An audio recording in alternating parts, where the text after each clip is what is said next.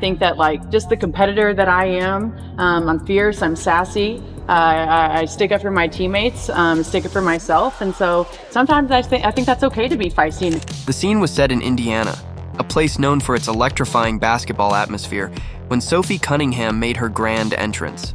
From the moment she stepped off the plane, it was evident that she was not simply arriving to join a team, but to make a bold, unequivocal statement about who she was as a competitor. With every step, she was laying down a marker, a message to the league, to her future opponents, and most importantly, to the fans. And in the spirit of our sport pulse, what unfolded in Indiana over the next few hours was nothing short of a merchandising revolution. Sophie Cunningham's arrival wasn't a quiet affair. Within minutes of setting foot in Indiana, she made sure that her presence would be remembered. This wasn't just another routine player introduction. Instead, it was a declaration of intent, a promise that she would bring unbridled energy and passion wherever she played.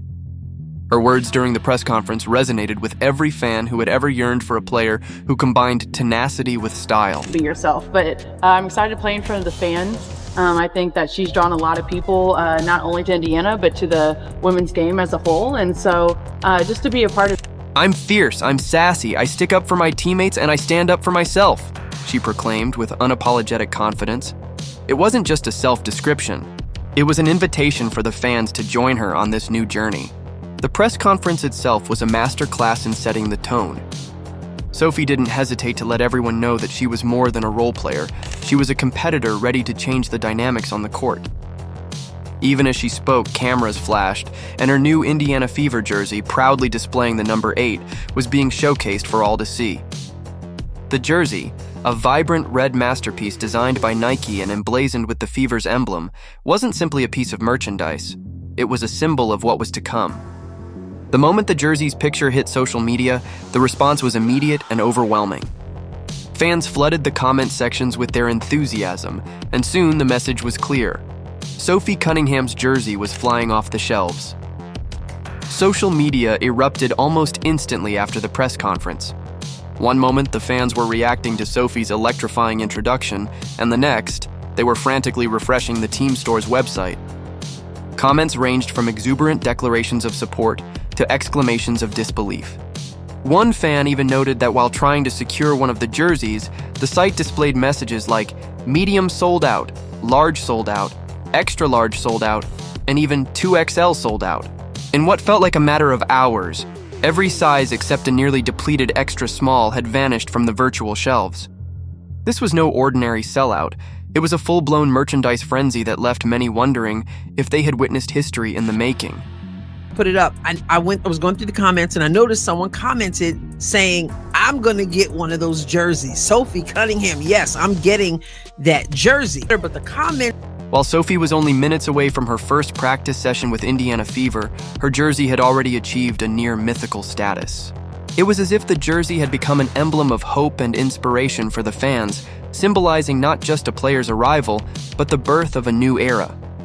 The fervor around Sophie Cunningham's jersey was not just about fashion or memorabilia. It was about passion, pride, and a deep connection with a community that lived and breathed basketball. After the press conference, Sophie took to the court with an intensity that had everyone in awe. Though she had barely begun her first official practice session with head coach Keith Porter, she already had a profound impact. In the midst of practicing her shots and running drills, the conversation among fans had shifted from mere admiration to full-blown excitement about the merchandise itself.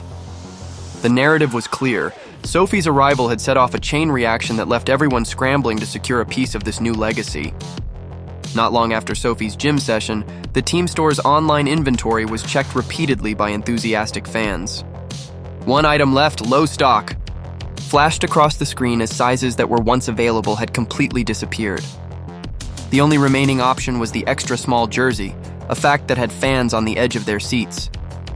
Those who had hoped to grab a medium, large, or any size beyond extra small were left in a frenzy, staring at a digital storefront that seemed to mock their eagerness. Jersey!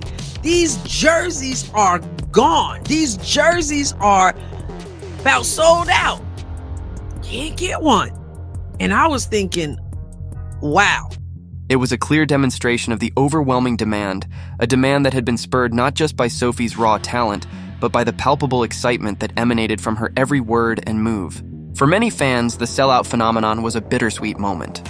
On one hand, it was a proud indication of the support for a new star. On the other, it was a logistical nightmare for the Fever's merchandise team, who now faced the daunting task of restocking the sold-out jerseys. The situation was unprecedented.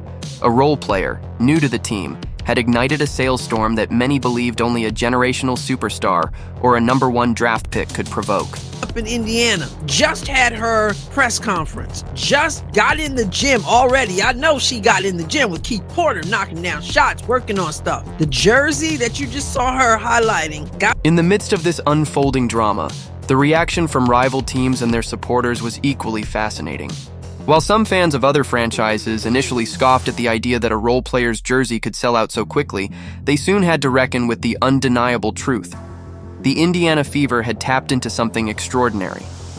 The contrast between Sophie Cunningham's sold-out merchandise and A'ja Wilson's abundantly available jerseys was a topic of much debate.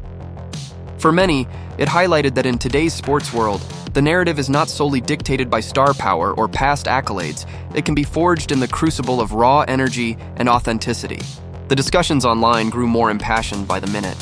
Fans of rival teams began to voice their opinions, comparing the fervor of Fever supporters to what they saw in other markets. Social media became a battleground of ideas, with hashtags and threads dedicated to dissecting the phenomenon.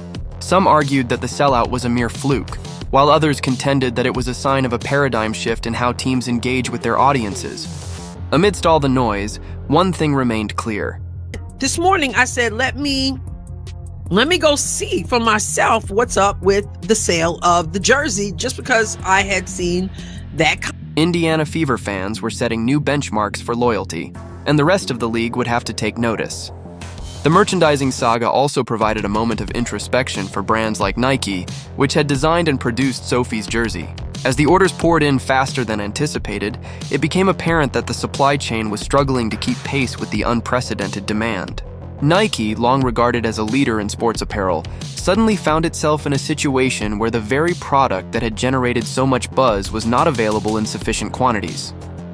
This misstep raised important questions about planning, forecasting, and the ability of even the biggest brands to anticipate and react to consumer behavior in a rapidly evolving market. Okay, well, let me get a medium. Sold out. Let me get a large. Sold out. Let me get an extra large. Sold out. Hey, 2XL. Sold. Meanwhile, fans continued to share their personal stories. There were anecdotes of friends comparing their online shopping experiences, lamenting over the fact that they had missed out on securing a piece of what was quickly becoming a historical item. "I was refreshing the page every minute," one fan commented on a popular social media platform. "I couldn't believe that even a role player's jersey could create such a frenzy." These personal narratives added a layer of human interest to the unfolding commercial drama, underscoring the fact that behind every sold-out notification was a community of devoted supporters. The marketing and sales teams within the Fever organization were, in their own way, riding the high of this unexpected success. They had long known that the key to building a sustainable fan base was to create moments that resonated on a personal level. And in that regard, Sophie Cunningham's debut had exceeded even the loftiest of expectations. Yet, as the day wore on, it became evident that the challenge was just beginning. With inventory levels dangerously low and the demand for additional merchandise showing no signs of abating, the need for a strategic response was urgent. Several industry analysts weighed in on the situation, pointing out that the Fever's merchandising strategy was a harbinger of future trends in women's sports. They noted that the rapid sellout of Sophie's jersey was not just about the player's arrival, it was about the culture of immediacy that now defines fan engagement. In a digital age where every moment is captured and shared in real time, the connection between the fans and the team is more direct and potent than ever before. For Indiana Fever, this connection had translated into tangible economic success, a success story that was being written in real time, one jersey at a time. As the excitement continued to build, it was clear that the implications of this merchandising phenomenon were far-reaching. The Indiana Fever, a team that had once been viewed as a modest franchise in the grand scheme of the WNBA, was now catapulted into the spotlight. Players from around the league began to take notice, and conversations about the future of fan engagement and sports merchandising were quickly shifting. If a player like Sophie Cunningham could generate such a seismic impact before even setting foot on the court, what did that say about the evolving nature of sports fandom? The narrative was evolving, and our Sport Pulse has been there every step of the way, chronicling the highs and lows, the triumphs and challenges. The sellout of the jersey was not just a commercial victory, it was a cultural moment. It was a testament to the fact that in today's sports world, authenticity matters. Fans crave players who are real, who speak their minds, and who are unafraid to stand up for themselves and their teammates. Sophie's spirited declaration during that press conference resonated with so many because it was a genuine expression of what it means to be a competitor in